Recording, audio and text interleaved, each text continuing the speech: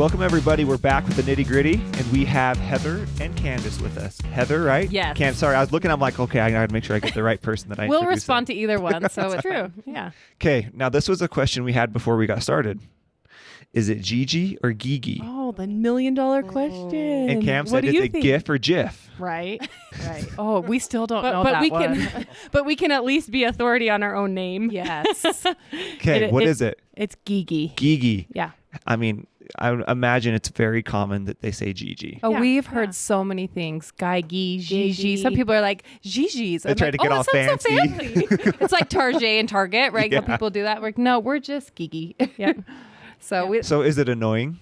Or is it just so normal? Yeah. It's been a part of the business since the business began. So it's just part of who we are. We get to say how to say our name. It gives us a talking point too. Like people can like, all right, we got to get this off like our chest at the beginning because my mom calls it this and I've heard this. So which one is it? So we're happy to always fix the score there on that one. Well, so now we know. Cam, what is it? Gygi. Yeah. Nailed it. Yep. I like Gigi better. We'll still like you. Gigi. Orson Gygi. Yeah. We like this because people are like, well, how do you, so like clarified butter, right? Ghee, so Gygi. And so like it gives like the foodies in the world something to like that remember. Went right over my head. I was gonna say, most people aren't going to know. But we are a foodie kind of store, so it does help with that. I'll find a sports team that will have someone. There's got to be like someone with the last name. We have 15 minutes of content before we started the episode of talking about the Jazz. So if you want to hear that, message us and we'll send it to you. You get the behind the scenes of the Jazz.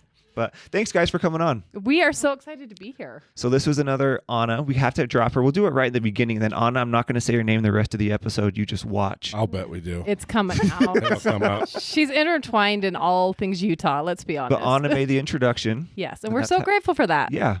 So tell us a little bit about your business, you guys. A quick overview for people who don't know what you guys do. Yeah. So the business is called Orson Gygi because it was started by our great-grandfather who is named Orson Gygi. It's not two people. It's just one guy. And he started the business in 1945. So this is our 75th year in business. Wow. What a crazy time to start a business. Right? Wow. So true. That was gutsy. I mean, It really was. And he started so small. He actually started selling like ketchup and mustard squeeze bottles. That's how it started. Can you imagine your business without that now? Like No. that was not essential. Well, yes, I can because I'm not allowed to use them now. Oh, It's been a few months. Corona. But he started with that because it was kind of at the time when like drive-in restaurants were gaining in popularity. And so he found a niche where he could serve the community and he started selling these squeeze bottles out of his car. He'd buy enough with as much money as he had and he'd go out and sell them and then buy twice as many with that money and really slowly built. He sold knives door to door for a while. You know, he was really just and we like to say he's the OG. He's the Orson Gygi OG. I mean, he started here in Utah. He brought the first soft serve ice cream machines to Utah, and his whole thing was just customer service. He did whatever he could to take care of his customers. Where'd that come from? I mean, previous job. I mean, where did that kind of focus on customer service come from? Yeah, he had worked as a car salesman. Okay. Chrysler. For Chrysler, yeah. And so, you know, he kind of started in that industry. And then he had worked for another restaurant supply, but, you know, decided he could do better on his own and branched out from there. And this was here in Utah? Yeah. Yep. Wow. Yeah, he was feeling that niche of feeling like I wanted to do more things and kind of progress. And the places that he was working were like, just stick to this and just do this. And he was feeling the entrepreneurial itch of like, I want to go out and help people. And it's kind of been part of like the whole tradition of Gygi's where, I mean, looking at what we've been able to accomplish is 100% based on what our customers have asked for. And so as people have looked for things and requested things, I mean, you know, it's been like a huge turn of what we used to have and what we carry now is because we were generally based on like the commercial customer, but people now have realized like, oh, cooking's fun. This is great. Yeah. So it's fun to see how like our product offerings have changed, but it's been 100% with the customer in mind. See the need, feel the need, huh? Exactly. I love those old sales stores. Like just back in the day when you could just have an idea of what your community needed, figure out where to go buy it wholesale, and then just drive around selling it to people. Right. Awesome. Like you'd get in trouble for doing that now. Yeah. You'd have to have licenses and permits. I know. You can't even go to someone's door right now. Exactly. Like it's such and in the 40s, I mean, oh yeah. this guy. There was not much money floating around that 1945. Yeah. Nope. I mean, that's crazy. That's awesome. So when did it start to actually become more than just him going door to door?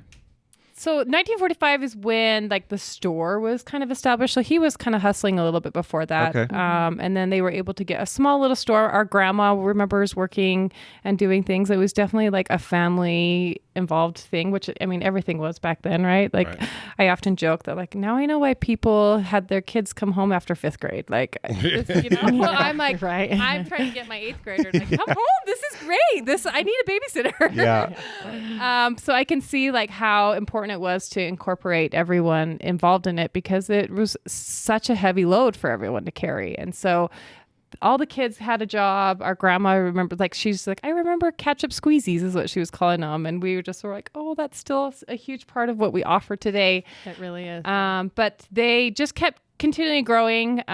They had a smaller store just above where we're at right now. We're located in Salt Lake, 35th South and 3rd West. And so just a little bit away from where we are now, and then moved into a building where they could kind of house, and it had a warehouse, and you know, it was able to supply. Back in the day, you would kind of walk in, and we would refer to it as like Costco before Costco's. This is where the churches would come and buy large cans of things and large packs of plates. And if you were throwing a party or a big event, everyone would come to Orson Gygi to come get it. But you would walk in and it would just be overwhelming as like, because things were stacked to the ceiling. Because again, he was so focused on bringing in things that the customers were wanting that like sometimes it was like a one-off thing, but he would have to buy 3. Yeah. And so you walk in and you're like, why do you have this massive, 110 quart pot? Because we're hoping someone else will want one too. But like this is one of the best parts of our job too, is that we hear so much about the tradition and the things that people remember coming to Orson Gygi before we were even alive. And so they would say, oh yeah, I came in with my grandma and we did this. And we're like, oh, your grandma had a relationship with our grandpa, and we were able to hear and learn so much coming from the customers, and because it was a huge part of their lives, they're willing to share that with us, and so That's so cool. Been fun to hear that. But yeah, it's been an interesting transition as like we went from the commercial customer to what we are now. I hope I'm not jumping ahead here, but in 1998. We had a fire, and like someone had come into the building and robbed the place and taken things. Orson Gygi had a little bit of like, he would store money in the store, like in random spots, cardboard, in cardboard boxes, he's going to be burying money everywhere. And someone had known where some of these things were, so it had to have been someone who like maybe knew the business somewhat, but had started it on fire. So we got a call in the middle of the night, like 3 or 4 a.m. that like the whole place was burning down. And when our dad and grandma ended up getting to the location, it was just basically some brick walls that were outside. And it's still talked about as like one of the hottest fires in Salt Lake history. Because there was so much stuff in there, and they're like number 10 cans of food was just popping for days. So like we weren't able to get in there for a while, and but it was definitely a turning point for us as a business. I think our grandma and her siblings were coming to a point in their lives where they were like, okay, we're ready to kind of like pass this on, and so they're like, we could sell this to someone, they can build it to be what they want. And our dad was kind of given like, okay, what do you want to do? Like, this is now your generation's turn to like take this and run with it, or like, what do we decide to do? And he's like, this is not what our grandpa put his heart and soul into, for us to just like, okay, something hard came up, we're done. This is going to be where we decide to leave this. And I mean, I think they could be proud of what they did. I mean, I have so much admiration for my grandma. I look at like at 12 years old, I would go into there and work and watch her. She knew every part number. She knew every price. I mean, old school things of like before computers. She had a book that was, 7 inches tall, and had every price in it, but she didn't even have to look in that book. She could tell you what something cost and what to charge someone. Computers have made us dumber. Right? 100%. Right? It's like spell check. I can't write without spell Nobody check. can spell. No one knows how to like get anywhere anymore. Get computing basic math. Oh my gosh. Do you imagine like having to get somewhere without your phone? No. Oh, You know? no, definitely Like, our not. brains don't even have to store it. And No. so Yeah. I think we have forgotten how incredible our brains are. Absolutely. You know, Yeah. I had to It's- give a lady change the other day, and I put in the wrong amount, and I was like, 20 minus. Oh, That gosh. always cracks I me think up. this is right, but I don't have a calculator to second guess myself, so I probably gave her an extra buck just in case. But Yeah. no, like it's just like looking at what she did, and I mean, our grandma has 10 children, and she's she raised a family. She did so much, and then taught us the importance of hard work, and so and it was what was instilled in her and what she was able to do. And it's 100% one of my greatest memories of our family is being able to look at dad goes to work, mom goes to work, whatever. And you don't see what your mom and dad do when they're leaving the house as a child, but we were able to witness what our grandparents did and what our dad does. And, I remember thinking like, wow, going to work is not as fun as I thought it would be. Right. I thought my dad just goes and hangs out, but no, like they're hustling. So Yeah. It's like Cash. My oldest son, like whenever I go golfing, he's like, I want a job like you. I was like, what's that? He's like, golf. I was like, yeah, me But too. don't believe everything your mother tells you, son. yeah, I promise I do work. That's hilarious. So how did it fall on? So you're saying you had 10, your dad and then 9 other aunts and uncles. So was he the only one involved that stayed in the business, or? There's been several who have been involved. And again, I think like there's been a huge entrepreneurial relationship with all of, you look at what all of our aunts and uncles do. They And all have their own businesses. Yeah. When I was dating my husband, he's like, I'm kind of intimidated by your family. Like everyone has They all have their something hustle. going on. Yeah. And so I think that was passed on to so many different people that I think they've all fulfilled. They've all been heavily involved at some point in their lives. And even if they're not involved in the business now, they all have taken the things they've learned. We consider the store or the company, as it was always referred to in our family, as like the family farm. We weren't out there planting potatoes, but that's where everyone worked, and that's where our sense of hard work and all of those skills that we hold so dear to us now were instilled was at the company. So even if they don't work there anymore, it still is very much a part of who they are. And they've all shaped it to what it is today. So we give a lot of credit to our father, who has definitely put a ton of time and energy and got to this place where it's at. But also there's emphasis from each of our aunts and uncles and family members who have given it to what it is today. There's probably been a lot of fights inside those walls. Oh, for sure. That's our fair share of family drama. It's a nice way to say that. I'm going to totally throw my dad under the bus, but I don't know if he'll listen to this, but that was the first time I ever heard my dad say a swear word. Oh, for sure. And I was like, oh my gosh, my dad swears at work. And if you know my dad, he's going to be so embarrassed that I said this, but it just shows that there was so much passion, and there was a lot of there's some headbutting that went on. And so I think, that's been our biggest thing is like now as 4th generation, I'm like, Dad, I'm not willing to cuss at work. Well, that may still happen. No, but we Kids, also cover your ears. we realize that our relationships, because we are sisters, our relationships as sisters come before the company. Yes. And being able to set that boundary for ourselves that we want to be able to still be friends and sisters. And so if that ever gets in the way, that it's time to step away from the company. So has there been a moment where that was hard to do? well, Probably been a lot of them. I actually just quit. Now it's going to make it look like I'm the bad guy here. But it's not. Breaking It's not on. news. It's not By on the time Heather. this comes out, It's not on Heather. But it is the realization that my family, my independent family, my husband and my children need to come first, especially when it is a family business, you want to give it everything, because it's not a job that we walk away from. It's not a job that we can leave at work. It comes home with us every night. And, with coronavirus, we've decided to homeschool our kids, and I can't homeschool and work full time. So I'm taking a break for right now. And it's really, really bittersweet because I'm going to cry because it is something I am so passionate about. This business means so much to me and its success is so important.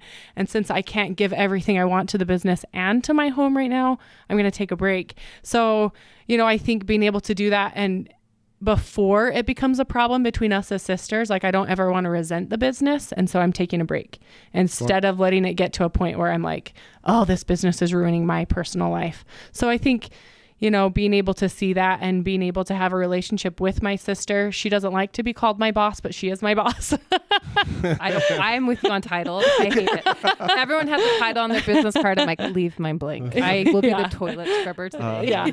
So because of that, like, because we do have a good relationship as sisters first, I feel like I can go to her and be like, look, I got to put my family first right now. And she's like, all right, that's important. I'm so glad you told me. We support you in this decision. So I think it's more about being honest in that communication with each other as a family instead of like letting things build up or being resentful about things. I mean, isn't that the secret to all good relationships is being able to communicate? Taking a break. Yeah. Totally. I mean, a little bit. Yeah. A little bit. Yes. I'm sorry. Now I know why my husband goes hunting all the time. Right. Exactly. And that it's awesome to work with family. Yeah. But that's the hard part is the normal, hierarchy or the normal structure, of leadership doesn't really apply because it's like, it's a positive and it's a negative. A lot of times with coworkers that aren't your family, especially immediate family, that's where you get the passive aggressive crap, the talk behind your back stuff. But when you're brother and sister, you're just like, you suck. Yeah. Like you run this horribly. Yeah. I hate you. But at least it gets out, right? And then you can work it out. And so it's hard. So how many kids are in your family? There are 6 girls in our family. And do all 6 of you work? Again, at some point we've been there. Currently there's 4. Okay. And you're the boss, Heather? Well, no, I'm not doing this for drama. I'm always fascinated at this because she did walk in with the crown on. That is true. Heather will never be the one to like show off her own accomplishments, but Heather has worked at the store since high school. Right. She has been there. I mean, how many years do you even say? Over 20? And it says 21. Yeah. And considering that she's not even 40 yet, like that shows her commitment to the business. So while the rest of us did other things and then have come back, Heather has been devoted to the company for a very cool. long time. So she has the most experience. She has the most skills. Like, she doesn't want that title, and she's not the only person who helps run the company. There's other people who are behind the scenes who are doing things. So it's not like this is just her baby by any means, but she also has devoted a lot of time and energy. And the store wouldn't be where it's at right now if it weren't for her commitment to the vision and to the passion that goes behind the Never had a sibling say anything. She's still getting a paycheck from us, so nice. That's why she's saying it. So come talk to us in 2 weeks. Talk to me next week when I'm off the book. As soon as that stops, this whole story changes. There'll be a part 2. Truthfully, though, no. Oh, she's being very kind, but it's honestly been a place where I personally have, like, my husband jokes that, like, because he has fishing and hunting and all these things that he loves to do. And he's like, Gigi's is your hobby. Like, this is a place where you feel the most connected and I have the most passion. And so while he goes and does those things, I spend the time working on helping to grow the company. And maybe that's not the most healthy relationship with it, but it's healthy for me. Well, that's a dream job, right? Right. I mean, that's what everybody, that's one of the, what you do, you never go to work. And that's it. Exactly. Like, that's the side of being an entrepreneur that I think is your biggest payoff. Like, of course you can make money and everything else, but I would say a lot of people that start businesses don't just start them because of money. It's usually something they enjoy doing or that they're good at, which that does, that makes it enjoyable as well. And so, but it's risk and reward. I mean, it's absolutely. And so, but especially when you have a legacy, that you've got to kind of carry the torch. Our in-laws are like that. They've been egg farmers for 4 or 5 generations. Oh, cool. And it always fascinates me to kind of see who takes the reins, why they are the one that takes the reins. It seems like, at least in their family, most of the kids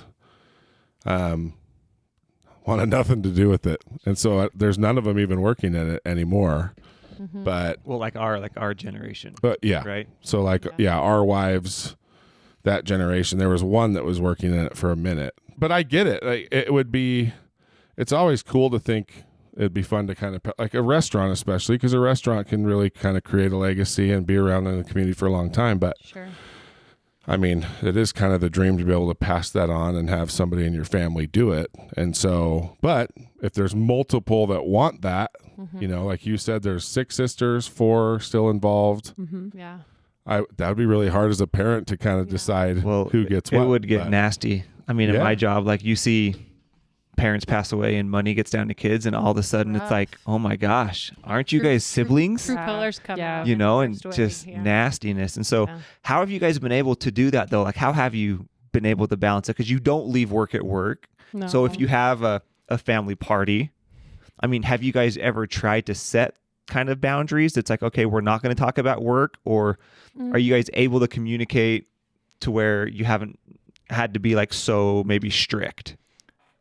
Go ahead. Oh, they're fighting. They're fighting. Here it comes. We're actually both conceding. Like, you can take this one on.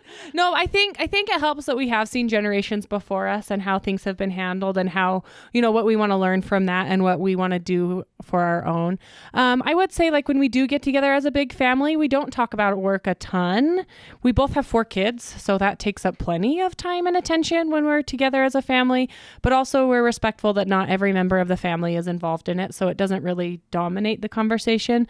But even if it does come up, everyone is somewhat invested in what's going on there, so they can relate to it too. So it's not like we're talking about the nitty gritty of the business in front of everybody. And I think, Speaking of nitty gritty, I feel like what you just said had some fun stories behind it. Like, nitty-gritty? we want to do it different. Oh. Like maybe there was some drama in the previous generations. There have been situations that I think my dad swore. Yeah. I That's why I cuss so much at work. at work. Yeah, it was really heated there. Yeah, we talk to our dad often about this because I'll have memories about the store that as a child, things meant something to me and it has a totally different meaning to him because there was maybe some drama around it. Right. And as we're getting older, he's kind of sharing more of that perspective, but he's also really quick to remind us that his perspective is only his perspective and it's true to him, but there's also someone else's perspective involved here. So we're really careful to not take anything as like the truth of what happened and realize or share it on podcasts. Fine. And honestly, we know that there have been hard conversations within the walls of the business, but it's not really shared. So it's not really part of our story. It's assumed, right? And that's what makes it so special. Like, there aren't many businesses nowadays that have such a cool history, like where it stays in the family and it is a legacy and it's awesome. So I'm sure everyone has family. Right. Yeah. To keep a business in a family for 4 generations, especially retail. Yeah. Oh my goodness. You're going to fight. Yeah. Like plain and simple. Yeah. But what family doesn't fight? Yeah. At least normal ones. Yeah. Right. And so anyway, I think I wish it I says had a lot about the character of the people that have run it up to this point is the fact that it's not just the family, it's multiple people in each generation of the family. What a cool thing. I wish we had like a juicy story to tell you right now. I know you do, but I'm like, everyone's really respectful. So yeah, there's that natural evolution of like change within a business. I mean, if you were to be the same business that you were from when you first started, there's always like, oh, I can't imagine we would still be around. And so I think that's an interesting comment. You're very right. Yeah. Because I've only been around 7 years, but I think of the first and second year Cameron compared to now. Mm-hmm. I mean, so I can only imagine between 1945 and 4 or 5 generations, how much that, have to you know what I mean? You're right. Well, and you have to kind of look into the closet of your business we're constantly looking at it going, okay, how can we change this? What can we change to slowly evolve? Because if you were to like look at your menu right now and go, okay, there's some things we need to fix or things we need to change, and you flipped your menu overnight, right, all the people would be like, I don't know who Cam is anymore and what is going on. And it's called attention deficit disorder. But yes, I know what you're saying. I wanted to make tomato soup. Okay, so back off. But as a retail store, we have to be very mindful of those things. And I think the biggest the juiciest detail that I could give to you about this would be there was 2 siblings who felt the store needed to go in 2 different directions. And our grandma had to kind of say, okay, this is one way it could go. And it would have been very successful. And this is another way that it could go. And she had to make a very hard decision between 2 of her children to are you able to say what those 2 directions are or no? That's really interesting. Yes, I could. I mean, what? So different genre completely, or just still both inside? both in the housewares industry. Okay. But our dad's vision for the store was to kind of be a place of education and a place for the residential cook.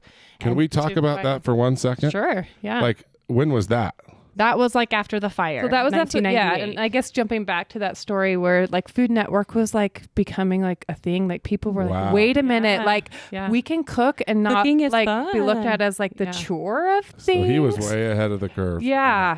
And so he kind of could feel that like, okay, the commercial side of things is getting, first off, it was getting really competitive and there were no margins to it all make became things. Commoditized. Exactly. So and so the things that Orson started the business doing was no longer what would have excelled it to what we are today. And so he had to make a choice of like, do we still try to help that customer, but also look at a way to get these other people to realize of how amazing cooking is. And so with the fire, which no one wants a fire, right? No one's like, I'm hoping Bam Bam burns down tomorrow so I can start making tomato soup. I'm knocking on wood right now. Depends on your insurance policy. Yeah, I have good insurance. I could use a new layout, but I'm just kidding. But in that same line, it really was a blessing for us to be able to rebuild from the ground up. The saddest part about the fire is all the money that was in the ceiling. It's true. In the boxes. Like that's wow. How do you say, oh, by the way, we had a couple grand in a couple boxes. Yeah. Like, have you seen any cans in there? Yeah. No, but you're right. Like, it gave us an opportunity to start from scratch again and to really decide what we wanted it to be like. And the store was rebuilt in the exact same location. So it still has the roots of Grandpa Gygi's store, but it's fresh and new. And the store's 20 years old now, but it feels like a fresher version. So when you rebuilt, did you start with the new vision? Yes. Okay. Yeah. So we moved over to 17th South for a few years, and like our true dad fashion did things very methodically, and like he takes his time to do things, but also make sure that every detail is thought out, which sometimes, working through that, it's like, I want to do these things. And, then looking at it, I'm like, oh, I'm so glad my dad made me slow down and like, okay, I need to be mindful of these things. Right. Yeah. And I think sometimes we get like in the rush of things, I got to hurry and do this, especially as a business where you're like, if the doors are not open and people can't find us, then we've got to hurry and get it open so that we can be back into the same spot. But he worked so hard. So we moved into a really industrial area. I remember him buying like these aerial balloons and trying to like tell people where we were at. The car salesman exactly. The 5-foot balloon. Yeah, that's the one. I've got lots of experience with that thing. He would bring that thing in every night, and I remember thinking like, oh my gosh, like, is this really like what's like, but that's where we're at. Yeah, no one could find us, and so he was trying to give people a place to find us. And then we have a fancy name, Orson Gygi. It's a fancy name. You can't have a 5-foot balloon. No, in front of a store called Orson Gygi. It was a blimp, okay? It was a blimp. Yeah, but we moved over about 2000, and it was completely to the vision of where Orson Gygi is now today. We have expanded to still include those commercial customers. We carry like steam table pans and all the things that like you can help support the local restaurants. We kind of still found that niche of providing them with the unique things that like some specialized ingredients or something like that like you can't get through Cisco or Nicholas or something like that. But serious at home cooks, they want some of that commercial stuff totally too, right? I mean, you look at like what Corona did and bread baking, and like everyone wants the Cambro tubs now. And absolutely right.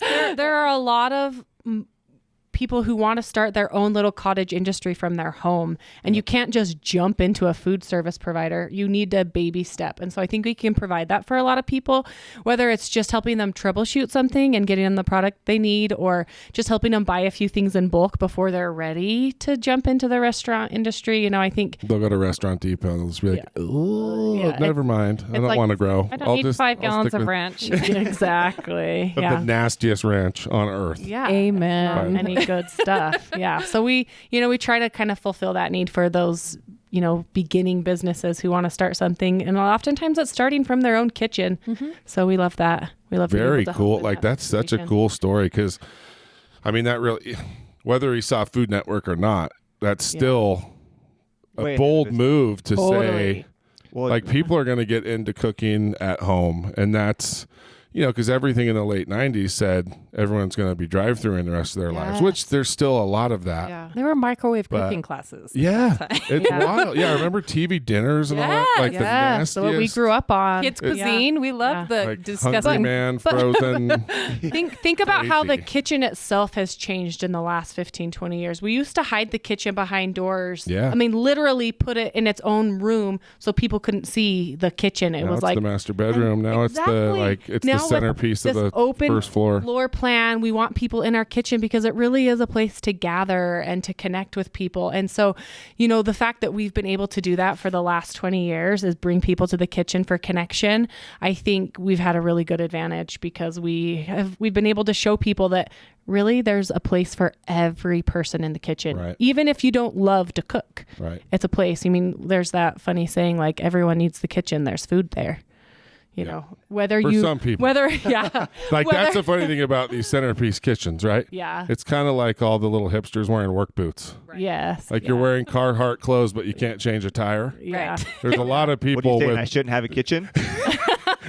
We're gonna change There's that. a lot of people with incredible kitchens that know how to use Grubhub, DoorDash, and honestly, Uber Eats. My microwave.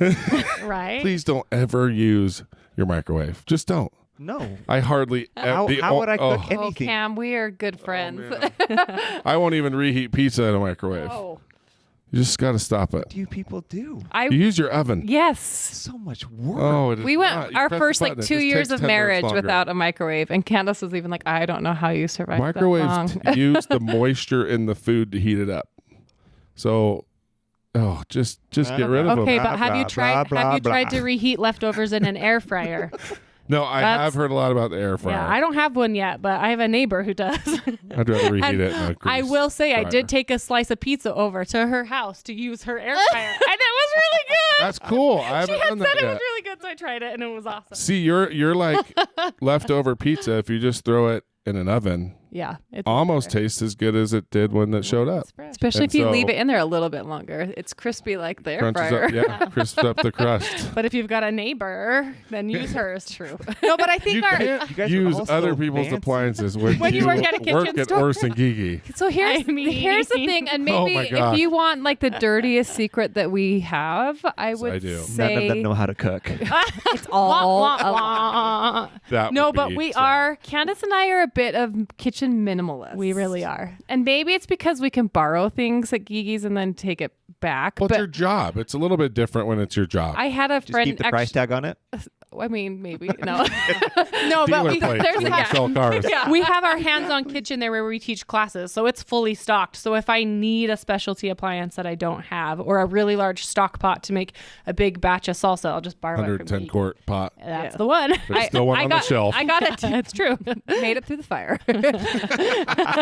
He should have kept his money in that. That's right. Dang it. No, Well, I that's had a funny. friend text me yesterday. She's like, "Can I borrow a 6-inch cake pan?" I was like, I don't have those at home. Like I just borrow from That's the really Yeah. funny. Yeah. So, but no, I think you will find, and especially through the things that we try to share through like our outlets, is that like we love to find things that have multifunctions. And so if we have one tool that just does one thing, we feel very passionate about sharing that thing because it's so good at what it does. Right. But What's your favorite thing right now? favorite like Air kitchen fryer. tool. Yeah. Well, Candace loves the air my fryer. neighbor's air fryer. But I might have to go buy one today. This may drop us in the influencer kitchen world, but neither one of us own an Instapot or an air fryer, and I feel like those are the things That's that the Mormon world like that you'll be everyone ousted has out these of things eventually. it's like the trendy kitchen like, item. I feel like I'm being so attacked That's right the now. Mormon mom right there. right. I mean, I may or may not have used the Instapot No, we have an last Instapot. night for dinner. Yeah, no, That's all right. like- the Instapot's pretty amazing. That's like fine dining for us. But when you no, when you hey, it when makes people, good food. I have no problem. But when with people Instapot. say, "Oh, I love getting a roast out of my Instant Pot," I'm like, "But really?"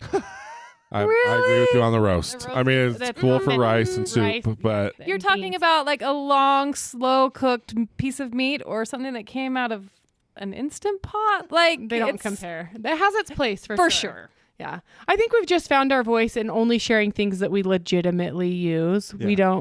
We don't come across as like really salesy because we don't share things unless we actually use them. We only share our favorites, and so it makes it easy. But we really truly believe that every person has a place in the kitchen. Not everyone cooks a home cooked meal every single night, but everyone can find a place where they feel successful in the kitchen, even if it's making breakfast on the weekends or your favorite lunch meal or whatever. Everyone can find their place. And, I think that's our biggest mission, is helping everyone find that it's an enjoyable place to be. Mm-hmm. So. Amen. very cool. As long as it's not a microwave, we're good. Is your Noted. dad still involved? He is, yeah. So he is. He's like decided to like have some hobbies for the first time in his life, which means he's like redoing the outside of his house right now. So he's totally gutted. And so it's taken him away for the first time our dad is probably the hardest working person I've ever met. And I know that I can say that because that's our dad. So maybe everyone thinks that of their parents or, someone they see. But I remember How many daughters does he have? 6, Yeah, which he is works why we were like, maybe that's why he worked all the time. He's like, I got to be out of the house before the morning, bathroom fights, and then home just in time before they go to bed. But no, he would wake up. We actually grew up in a part of California where he was a builder. He was a contractor, and he would build large things like hotels. And I Your remember, dad? yeah. And Oh, so really? Started. Yeah. that's, So he hasn't always been no with the company. No, so we had our grandma who did Orson Gygi side of things, and then we had our grandpa who did the construction side of things. And so we moved to California when I was 6, so that's in '88, and they were just building. Luckily, the construction industry in California at the time was really great because here in Utah, it was again one of those times where it was like, oh, get out of there quick. Yep. And so we moved to California, but I remember watching him leave in the mornings early, like 4:30 in the morning to drive to like San Jose and, these bigger areas to help build, and then be back in time for dinner. I remember he was always back in time to we would sit around. Dinner was a big part of our family. And it wasn't always people are like, I bet you guys had the best meals. And it was just, my mom would do She was a very simple cook. yeah, but to get things on the table because they understood the importance of us eating together. And so sometimes we had a lot of breakfast for dinner and, simple things. But as a child, I remember thinking it was the most magical thing.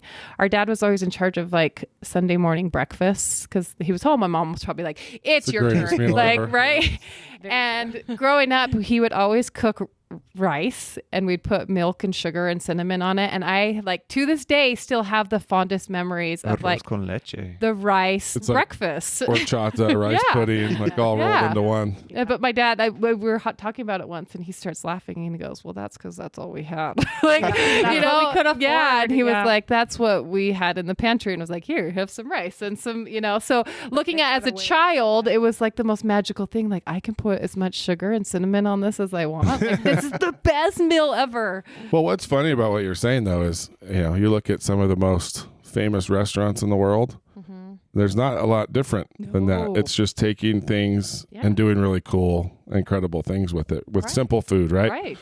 And so, yeah, and that's what food does. Food is like music almost. Oh, Like you just attach it to either good things or bad. Mm-hmm. It's really interesting. But it's full of so much memory and Right. history and culture. Yeah.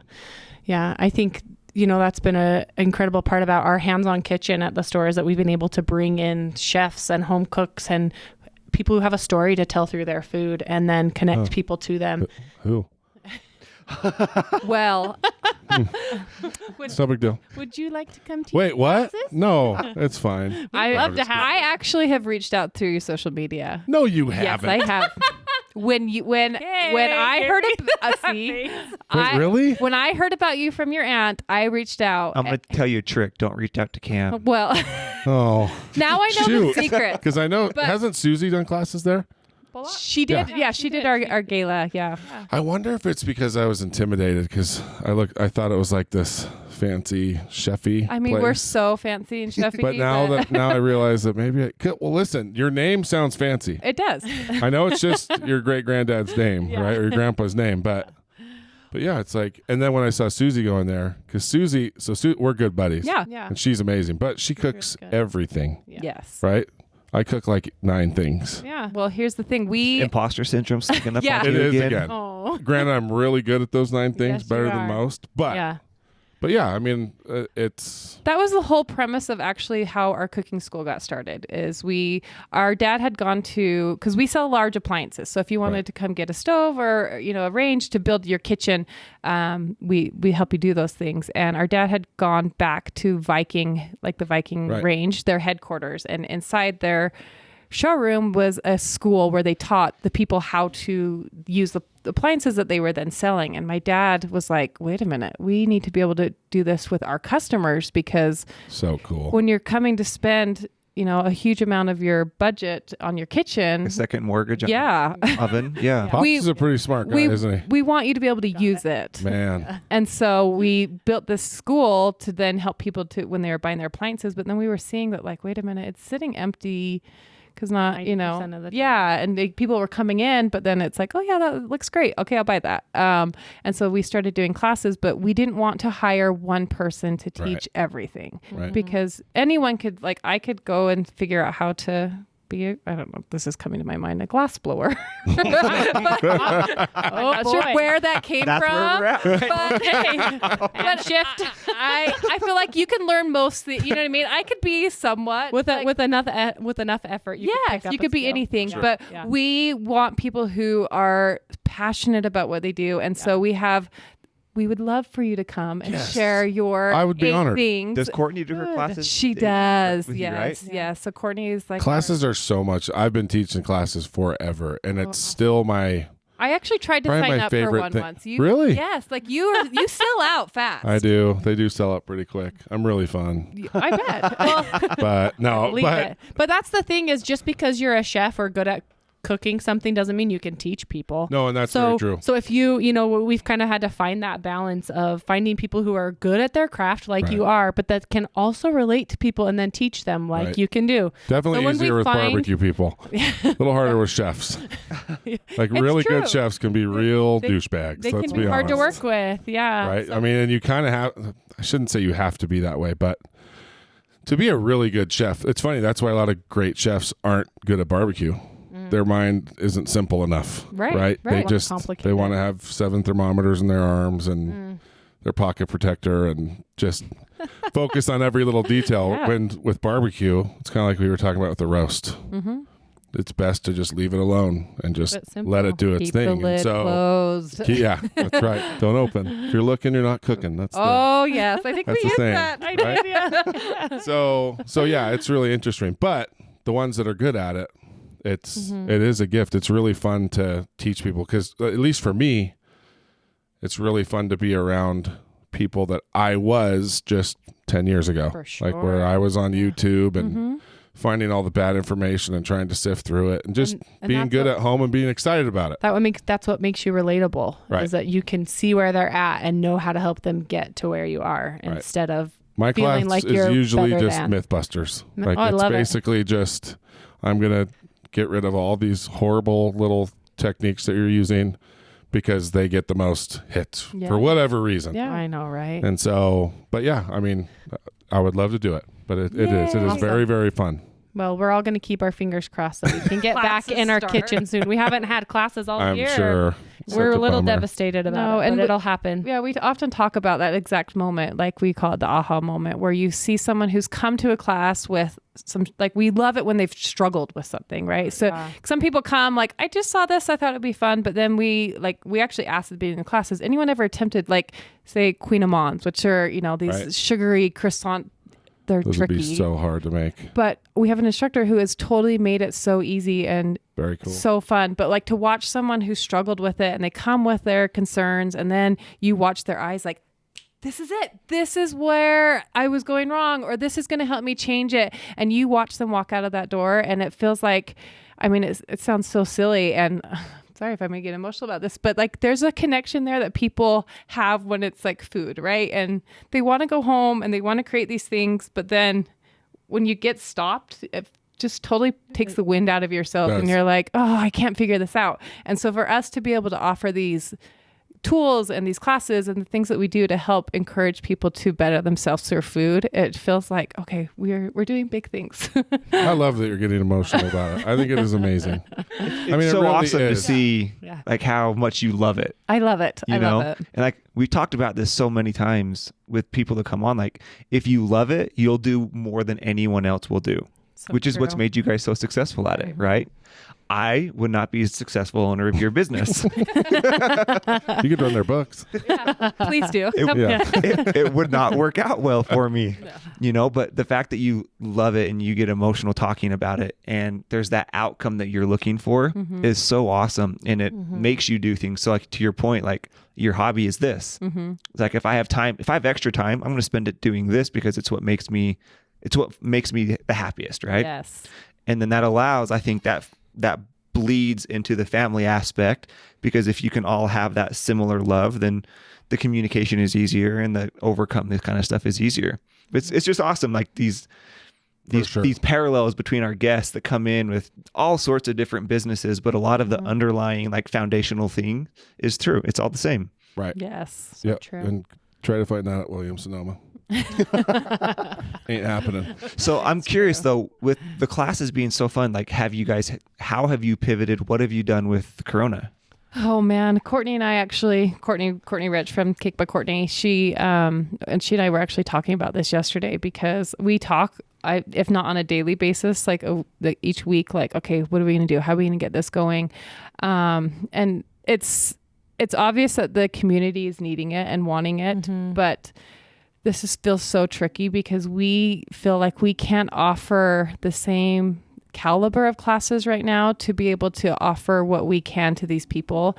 And so instead of saying, okay, because there's so many people who are like, fine, we'll just do it online and we'll do these things. There's so much more that we offer than just the information. And so it's hard to say, oh yeah, we'll just do this and we hope that you'll enjoy it. There's a huge missing piece when COVID hit, and Courtney and I were talking yesterday, and I was like, I feel like there's a little bit of like depression that I have because classes aren't happening. And she's like, me too. Like, I feel like they're missing that human connection piece to all of this. We try to share a lot of information and tips to help people like through our Instagram right now, but we also recognize that it is not our place to then try and like recreate our classes virtually right now. And so many people are like, well, why don't you try this and do this? And it just like, it's How missing the magic come to the element. classes? So we keep them fairly small. We between 14 and 16 people but they're completely hands-on. And so we want people to you can watch things, but like we want them to discover what it feels. I mean, there's nothing better than we put 14 whole chickens on a table and say, okay, you're going to take this chicken and you're going to butcher it, and we're going to teach you how to cook these different things. And you watch people like, I'm never going to touch a whole chicken. But when they walk out of there feeling like, I know where all these pieces came from and I know how to cook these, it's a different experience than had you watch someone else do it. For sure. And so, but we offer, I would say between, 15 and 20 classes a month. Oh, really? Wow. What's the range? Like what, any and everything? Really Lots of everything. stuff, Yeah. yeah. We have we definitely have found our area in the baking field. So we tend to offer things more on that side of things, but also we're doing sushi classes and grilling classes and Dutch oven classes. And so, it's kind of seasonally, every month is completely different. And so it's fun to see how those things change. But do you still do teach them how to use the appliances? Is that still part of what you do? Yeah, you can come talk to our salesmen and they'll help you, we always tell people, bring your most tried and true chocolate chip cookie recipe or something. Bring that in and you can come and try this and see how it bakes. So cool. And because we want it to be something you're so familiar old school. with, right? It's amazing. I mean, we've lost... I worry about food sometimes because, it's not like barbecue, right? Like barbecue has been around for a couple hundred years now. And it is a very hands-on style of cooking. Like there are some quick... shortcut, pressure cooker, Instapot type ways to cook things. And I feel bad that I messed it, so I apologize. There is a place for it. No, but it is it's true. The you garbage. Still want people to you want them to get their hands dirty. You want them to just experience. It's like that movie, if you've never seen Burnt, right? With Bradley Cooper. Yes. I love that movie because you have this old school, just hyper eccentric Michelin star chef. That scene where he's drunk and he puts the sous vide bag over his head because that's how all the chefs are cooking now in their stupid little plastic bags. Yes. Yeah. I loved that because it is very true. Like it seems like everybody's always looking for this a shortcut, the easier way to do things instead of just, get your flame going, burn your hands. All the hair on my arms has been completely burned off. Sure. I can't even imagine. I know the smell of burnt hair just about better than anybody. and it's just, it's come back quite a few times. But yeah, that's the part of get cooking your hands that dirty. I don't really get that in here as much as I did when I cooked in Texas. In Texas, we're outside and I'm running a huge fire in this massive outdoor pit and I'm sweaty or I'm freezing. And it's amazing, right? But people at home can kind of get a sense of that doing the things that you guys are offering. And I think people need that experience because it isn't always fun just to use the quick, easy thing, especially if you like cooking. Well, and I think if you, I'm maybe throwing this back on you for a second, but look back at the first time you created the most amazing piece of meat and you stick that on your table and there's a part of you that is being served to people. And I used to always laugh because our grandma would serve food and she would kind of just wait. She would watch what else can you get? And I was she's always the last to eat. But now I look at it and I'm I bet it was because she wanted to make sure that everyone felt the love that went into that dish. Good cooks are performers. Yeah. Yes, it's a love language. It really is. Any cook that says they don't do it for the attention is a liar. Right? There's a reason why you invite people over for dinner. Yes, right. it's so true. It is. I always joke like that in my classes. I say, you just want to be like the cool guy on the block, right? When you smell smoke coming out of your backyard, you want people to talk about you. And for me, it definitely is that, but I do truly enjoy watching people enjoy my food. It's so satisfying. Feeding somebody that really loves eating it. It is one of the coolest. I have a top 3 list of my favorite people to feed. Okay. I love Street Bike Tommy, the crazy Yeah. Nitro Circus guy. Yeah. He's a good friend of mine, and we met through barbecue. Okay. Whenever he is in town, I can't wait.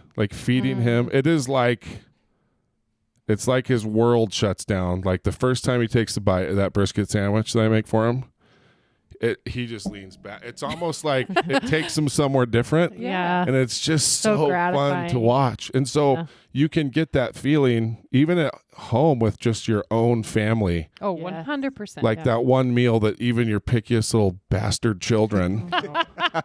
We all have them. Everyone has them, right? Noodles. I want ramen. Oh, I want ramen. I want cereal. This is gross. I know. Something they've never eaten in their lives. Yep. That even they love. And that is such, if you haven't experienced that, whether you think you're into cooking or not, like you said, pick one thing. Yes. Find your spot. Find that, even just, if all I cook scrambled is, eggs. That's my thing. You know what's funny? That can be your thing. That can't 100%. be, look at Gordon Ramsay's scrambled eggs video. If you can recreate that, It'll blow your mind. It's the best scrambled eggs ever. We have a sister who doesn't cook very often, and she makes the best grilled cheese sandwich I've ever Isn't had. that And funny? I'm like, Stacy, I could never. And she's like, it's just a grilled cheese sandwich. Well, we're over here making things, and I'm like, no, but you Yours have is the best. perfected this grilled cheese sandwich. And so that's always like, people are always like, I just don't know how to get into cooking. I'm like, pick one thing that you That's want to it. start. Get good If at it's one thing. pancakes, find a better way to make, instead of the Bisquick that you pull out, just try and make Crusties? it from scratch and We use just Crusties. see Okay, but- what it's like. And your thing. you work on it until then it's the other thing, but you watch your family enjoy that, and then that sparks your interest to then move on to Then the you next try thing. something else. Because I think as Yeah. human beings, we generally try to complicate everything in life. Yes, we and do. So That's why chefs aren't good barbecue cooks, remember? Yes. And so when we like try to, like, well, I have to make all these things. And why is it that when someone's coming over, do we like try to try all new recipes? Like, Oh my gosh. I've got to try these The new first time I potatoes. hosted And then I'm like, Thanksgiving why? dinner, I need to have a talk with those people. I tried all new recipes. I was like, this was a bad idea. It's like doing that. Paula Dean's So I let me did down. competition barbecue. Yeah. Oh, I'm And sure that you get never. that. The best advice I ever got, this old guy from Oklahoma: run with what brung you. That's what he said. Oh, love I that. love that. Nope, you run with what brung you. I Like love you it. never do. Like Do you have that on a shirt, please? I don't. I oh, should you put it need on a to. shirt. I will come buy Yeah. a shirt Mike, because Mike Davis. He gave me that term, and it's true. If you deviate from what's working or what you're good at, like you need to practice it yeah. and then introduce it. But yeah, it is funny. It's like my wife cleaned the house before. Like if we have the deep cleaners coming over, she'll clean the house before the cleaners come over. Yeah. They can't see all the dirty laundry. It's so funny. But no, it is true. But if you can get really good at one thing, Yes. pancakes is a good example. Yes. If you can get really good at a food that is really hard to get sick of and that you'll eat probably once a week for the rest of your life. And your kids will eat it. Yeah. Yeah. It's awesome. And it is a good at good that. feeling. And then if you like it, like you said, you move on to something different. Add the scrambled eggs next time. And then syrup. Yeah, figure out your best way to cook Oh. bacon. Right. Yeah, you just build that way. I mean, I think we both started cooking that way because, like we said, our mom, she always made things fun and exciting, but she was a very simple cook. And so we kind of found our own way as we were growing up to find our own place in the kitchen. I remember making sugar cookies for my friends in middle school. I'd surprise them on their birthdays with a plate of sugar cookies. So I figured out what was best for me. And I was like 12 years old. It's very cool. And so you kind of figure that out. So decide what's best for you, whether it's the scrambled eggs or if it's a cookie or whatever. You just find your own spot. Right. Yeah, Absolutely right. it's awesome. And if you want to be better at bacon, start with the bacon. Stop buying turkey bacon, please. Amen. My gosh, people. Yeah. What's your favorite way to cook bacon? I like it Wrapped on around a asparagus. ew. It's so good. No. It is. Look at you coming out of the woodwork. you said you don't cook. I don't. My sister makes it. I eat it at Sunday dinner. My favorite way is cast iron on the grill. Yes. Yeah. Just then Keep you get a that little bit more splatter. smokiness in it, right? Yeah. Yeah, if you don't have some cast iron in your kitchen, It's time. What, Cam? What don't I have? look, Oh, you don't. It's I've time given to get up you on a you. cast iron skillet. Oh, I Do you don't have one? it. No, I It's have a time. microwave. No, you You don't need Listen. a microwave if you Hold on. cast iron. cast iron cannot go in your microwave. So we're Yeah. gonna Exactly. get you That's a why I skillet. don't have one. Now we know what to gift you. We'll get you a skillet. if there's anything will that be- gets on his hands, he won't do it. He won't do it. I'll get him one I'll of those cook hot him his holders to bacon. go on the handle. He can help me make more money. Okay. We all bring our skills to the table. You know, that's the whole secret. That's the secret it's there. absolutely right. Capitalize on those skills. You got to, and he loves it, right? Yeah. He is just as passionate about Yeah. finance and helping other people, succeed as I am in making brisket. And so it is really cool People to like, see. you don't have a Traeger? I'm like, no, I have Cam. I have cans why Traeger. would Like, I you don't do want to this? smoke me? No, I have Bam Bams. Yeah, like, like- when I It's in want. my back that's a pretty good pocket. thing to have, right? You know your strengths, so Right. stick to them. And we all got to help each other out. Yeah. Well, no, this is really cool because that's being involved in that area. And I'm glad you guys didn't go whatever evil relative wanted to go the other way. And so I'm just kidding. Those are your words, not ours. Wow, they got scared when I said that. No, Those relatives are still living. So. we know. No. And it's not, but it loses that connection. Because Yeah. one thing that I've kind of heard and you guys talking throughout this all about the new ideas, everything that you guys talk about, whether it's a change or an idea, is customer driven. It's the experience. Yeah. And that's you getting you wouldn't get emotional if you're just if it's just a bottom line thing. You get emotional because Right. Yeah, you don't You get get to emotional 'cause see you save people- 2 cents on this Yeah. item. Yeah, Right. We're connected. It's not just about the product you're selling. It's about using it and creating an emotion with it and bringing families. See, there's so much. Food is such a, it's so many things. Totally. I think music is probably the only thing that you could really compare to it because it's a universal language. it is. It's the great unifier. It's, you can have somebody who has a completely different background from you and speak a totally different language, but they can cook you a meal in their kitchen with their ingredients. And it's like, oh my gosh, Totally this is right. magic. It's like a song is still a good song, even if it's a different language, right? Yep. You may not understand it, but you'll move to it. Yeah. And you'll like it. And so it can unify.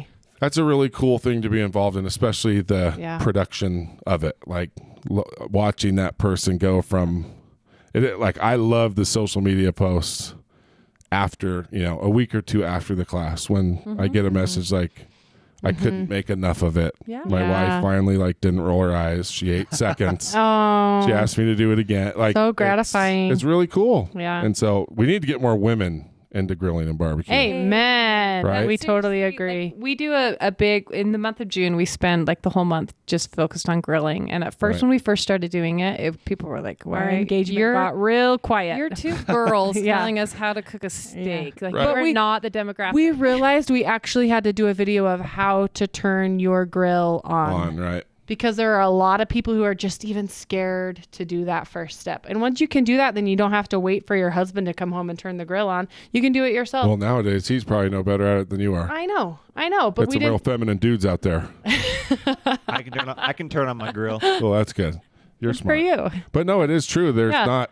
It's so funny. Whenever the class sells out, I always look at the shirt sizes because everybody gets a T-shirt. Oh, cool. And barbecue small is like XL. That's what we joke. Or like, and it's just XL, sure. double XL, 3XL, XXL. I'm like, no chicks are coming to the class. Oh, Dang it, I want to see more women cook. But when they Yes, do we love come, it's it. awesome because, especially with pellet smoking now, like with the pellet grills. It's really easy. Well, let's be honest. easy. Traeger has changed Right. the comfort level for people because so many people were like, I put my meat on the grill and it just burns. But they've Definitely. made it so that people can feel a little bit more comfortable with it Right. because Yeah. it's a little bit more forgiving. I mean, they've outlined Totally forget it. everything. And it's a switch. Yes. And I think the magic too for women with it is that you can unitask with it Right. and multitask while doing it. So you can put your meat on, shut it, and leave it alone. Where grilling, you can't walk away from a grill while you've got meat on there. And women are not as good at that. They want to be able to cook I'll bet they're the better sides. at it than most men are. Yes. Women can pretty much do everything that men do, but better. I mean, you're right. There is kind of that. we're gonna There say is that. kind of Okay, that for like you to say it. stereotypical like. I just mean that You the know. women want to be able to cook the side dishes while the meat's Totally cooking, right. and you can't necessarily walk away from a grill. Right. Where a smoker, you can You step don't away have to, from you don't it. want to go inside and outside the Yeah. whole time. Yeah. Yeah. Hopefully Susie doesn't hear me say all that. She brags enough. We With me. Better than you. She's She is great. better than She's me. super Not a barbecue. Wait. Not a okay. brisket. She admits. Todd Yeah, likes not a your brisket. But she beats me everywhere else. She's a phenomenal She's freaking great. cook. She's very well rounded Yeah. too. And she's great at making people feel like they can do it. You know, And her so, and I were this close to a TV show together. what? And now she left you behind? No, it wasn't even that. It just didn't end up. We filmed a whole. Oh, like, did you really? Food Network paid to film the pilot. Like it was like a year and a half deal. We shot in Texas, and it was close. But that would have been pretty fun because we are like Maybe one day. I love Susie and she's so good, but we are kind of a good pair because she's kind of a foofy. That was my name for her, was foofy barbecue cook. You know, she likes to do all the little fancy things with the Embellishments barbecue. and stuff. But that right there is proof that once a woman knows how to just turn it on and run it, Yes. like a Traeger's not any. If you cook in an oven, you What can cook it is, yeah. If In a you do Traeger. casseroles in the oven, Yep. throw it in a Traeger, it'll just be better, and it's no different, right? Mm-hmm. And so, anyway, it would be fun to see more females get into using grills and smokers, We agree. That's our especially mission. now. So yeah, we'll work on that together. So Okay. we will Join give you forces. a different customer base I when love you it. come to our class. or I've wanted team- that forever. I've taught one 100%. class. So back in the day, I have this soft spot for coaches' wives. So I do a lot with like BYU. Yeah. Yeah. And being a coach's wife is hard. They're never home. No. Yeah. BYU fans especially are really mean. Get mad at the coaches. And so I did like a little grilling class for their wives. It was so cool. Oh. Super cool. And anyway, a lot of them are still, like, I still hear from some of them that they grill, and they just have to start it, right? Yes. And so it's a good time. Plus it gets you outside. So true. So anyway, I love that you guys are doing that. Thank you. We hope to have you join us. Very cool. Well, yeah, hopefully once the election's over, maybe this coronavirus thing will go away. Amen. We can Right? only And we can start having classes We again. can only hope. Oh, ridiculous. Oh, so true. So any new ideas I mean, that's the other hard thing, right? You've got something that, you're running with what brung you, like I said before. Mm-hmm. And what's new? Is there anything that you guys are trying out or thinking about doing? Yeah. So over the last, I would say 10 years, we've been trying to kind of figure out like where our voice is again, because our business is heavily like people are brought in through food bloggers and people who are out there creating content and doing things. And our original plan for kind of like the next step was this whole learn, plan, create is kind of going to be like our message of like, we'll teach you how to do it. We'll plan it with you. And then you come and we'll create it. So whether it was through social media or our website, we wanted these 3 steps of things to do. But we quickly learned that like our voice was not to necessarily create that content because we were then competing with the people who were helping us grow. They're doing the classes. And they were the food bloggers who were coming in and saying, oh yeah, buy this chocolate from Orson Gygi. And then we're on the other side. Oh, actually our recipe is better. This is, you know what I mean? That's and so hard. we quickly learned that like we needed to find something that could complement the people who were helping us grow on the other end. And so we've tried a lot of different things and luckily Candace has this amazing mind that like dives deep into the reasons why we do things. Get a little obsessed. But we learned that like we could have a voice to teach people the hows and whys. And so when people were coming into Orson Gygi, they were coming with a recipe already planned, right? They're like, I need to learn how to make this cookie. Show me which chocolate to buy. Show me which pan I need, blah, blah, blah. And so we quickly realized that we were not going to be the content creators of recipes, which we were okay with because there's so many. We're going to be, and we're testing products. So we're finding out which bread pan is the best bread pan, which cake pan performs the best. We spend an entire 3 weeks talking about food dishers, cookie scoops, and all the ways to use them and which size is best for cupcakes and which side's best for muffins and what size cookie comes from that scoop.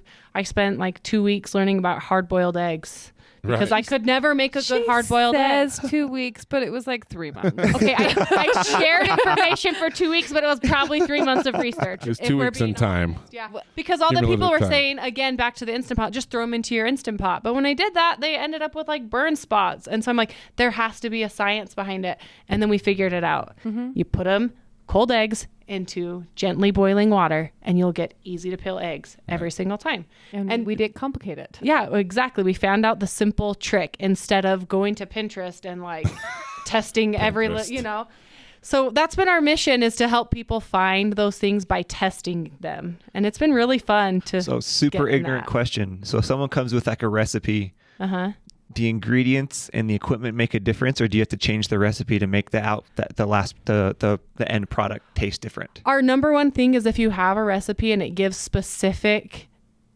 brands for ingredients or something. No brand. So just like a chocolate chip cookie, for example, if it says flour, chocolate chip, sugar, if you do it, if I go and make it the way I do it, and if I come in nice recipe, nice equipment, is it going to taste different?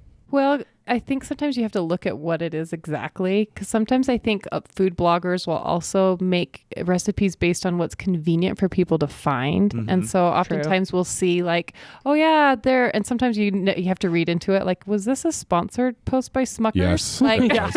Yes, it was. Yeah. Why are we using this? And so sometimes for chocolate, chocolate is a big part of our business. And so when someone's coming in and saying, okay, I want this chocolate to make these chocolate covered strawberries, we love to look at it and go, okay, can we educate you on a better option? I realize this is the person who you've loved and trusted, but we will dive deep into it. Okay, they're telling you to melt regular baking chips and then adding oil and doing this, like we will give you a better product to then just start with. So then you have better results. So I think like oftentimes, I mean, is that kind of answering your question as far as like, we hope to educate and just, cause we realize that people could go to Target and get a lot of like the things, but they're ready to like progress to that next level. So they're no one at Target's going to hold your hand and help you pick the best chocolate. They're not going to know how to do that, but I want to bring in my chocolate chip recipe. We have a really good chocolate chip cookie recipe. Even Cam likes it. I do like it a lot. Oh, that's awesome. And I want to see how it is. I would love it. So then what we'll do at Gigi's is you'll be like, okay, there's all these different chocolate chips. Which one's the best? And we'll say, come over here and try them all.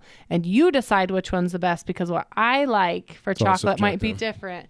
And so, we try to give that education, but also give you the opportunity to try a couple different kinds. And then you can decide what makes the best. Yeah. Come try some chocolate. I'm excited to go. I've never been in there before. Stop it right now. I know. I'm sorry. I try to avoid Salt Lake at all costs. Oh, I feel the same I way also about try to Utah avoid County. Utah County. No, I feel the same way. I just have to be I there just for work. avoid the freeway. It's just the freeway. Yes. I live in Lehigh now, and I was like, we don't tell people we live in Utah County, right? Like we're on the first neighborhood into Utah County. Can we please say we're South Salt Lake County? But South Salt Lake County, you just made that up for sure. But I mean, we're Near the point of the mountain. Yeah, we're 15 years now in Lehigh, and I'm finally willing to accept that we live in That's Utah really County. funny. Well, you guys have been awesome. I bet there are so many stories that we haven't touched up on, but when you go back to work, finally, sounds like it's going to be hard without you. It's going to be creative mind. Sure. It's going to be different. Yes. But maybe we'll all reunite at the class. We'll do a little satellite follow-up show. We'll get you to just a regular class so you can kind of see how things happen, and then we'll break you in and have you teach. So we would love to have you guys. So last thing, where can they find you? Where are we sending people? Right now, the party is always on our Instagram. Okay. So we feel like that's the best way to connect with us there. You can go to our website, which is gygi.com, which is GYGI. But come follow us on Instagram. It's Orson Gygi. And then our blog is a more permanent place to find resources too. If you want to know more about the perfect hard-boiled egg. And chocolate chips and anything. The last little bit we've been focusing on, because people can't go to the fair and the carnival, so we've been teaching people how to create these things at home. Fried Oreos. We did fried That's Oreos. what I'm talking about. Yes. Corn. We've been focusing all of our time on popcorn, which I love popcorn. I can't believe I'm going to tell you. That's an art. I totally broke a tooth eating popcorn. I have in the process of Oh no! So that is look into my mouth right now. That is commitment to her craft. But we those half popped ones that they're that's my favorite thing in the world, and But you're popping the actual popcorn, right? You're not doing microwave popcorn. Oh no! We should have brought him popcorn. I know. I love popcorn. I make popcorn a lot at home. Yeah, it's good stuff. Yeah, I have a button. It says popcorn on it. Oh no! You don't ever do that again. Right back around to the microwave. You have to stand by the microwave and listen. The recurring theme of this podcast. Oh, we got to stop. The microwave. He is horrible. Okay, we're going to be sending you a cast iron pan, a bowl of real popped popcorn. Hey, what else, Cam? What do we need? I don't know. I think it's wasted. Send it to me. Okay. That's not true. Both of you. No, he loves eating good stuff. Okay. Yeah. But yeah, there's no help. Send me the cast iron pan, please. I'll take it. We'll trade the cast iron pan for the chocolate chip cookies. Okay, here, I'm going to make something better than you. Oh. This is a challenge. I have no problem with that, as long as I get to eat it. Well, it's time for a showdown in the Gygi kitchen. He can have it. He can have the chocolate. That would be a lot of fun. That's one of my favorite things to eat. I think my next hobby will be pizza. Yeah. There was a huge influx. Like wood fire. That will probably be my next. Because that's my other favorite food. If I could have any other restaurant, it'd be pizza. But would you ever incorporate it here? Or do you stick with what you know? I mean, but I'd have to be really good at it. Yeah. Right? Yeah. I would have to... Don't make fun of my old Southern saying. I'm not making fun of it. I'm saying it applies. At home, do you make a brisket pizza? I mean, I would definitely do something like that. But yeah, I would love to do, high heat wood fire pizza. It'd be really cool. But that's down the road. I got enough to worry about right now. Thanks, guys, for coming on. This has been so fun. Thank you.